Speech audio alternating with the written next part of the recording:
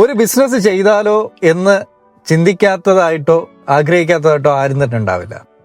ലൈഫിൽ ഏതെങ്കിലും ഒരു ഘട്ടത്തിൽ ഒരു ഓപ്പർച്യൂണിറ്റി കണ്ടപ്പോൾ ഒരു ബിസിനസ് ചെയ്യാൻ വേണ്ടിയിട്ട് പ്ലാൻ ചെയ്യുകയും ഡിസ്കഷൻ ചെയ്തിട്ടുള്ളവരായിരിക്കും ഒട്ടുമിക്ക പേരും.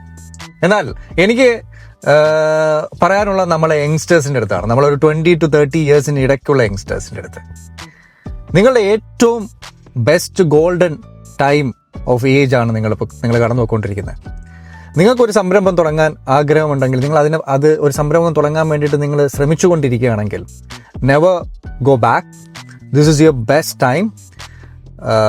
Take your first step now, because ഇതാണ് നിങ്ങളുടെ golden time. Because you have less responsibilities, less commitment. And in case നിങ്ങളൊരു സംരംഭം തുടങ്ങാൻ ശ്രമിച്ചു, നിങ്ങൾ പരാജയപ്പെട്ടാൽ പോലും you have enough time to stand up, rebuild and restart. ഇംഗ്ലീഷിൽ ഒരു സെയിങ് ഉണ്ട്, ബേൺ ദ ബോട്ട് എന്ന്.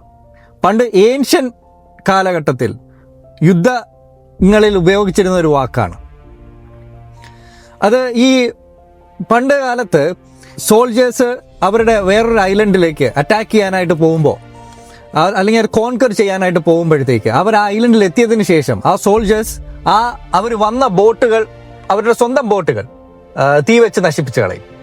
കാരണം പിന്നീട് അവർക്ക് അവിടെ നിന്ന് രക്ഷപ്പെടണം എന്നുണ്ടെങ്കിൽ ആ വാറിൽ നിന്ന് അവർക്ക് വിജയിച്ചേ മതിയാവും. So they will put there 100% commitment in it.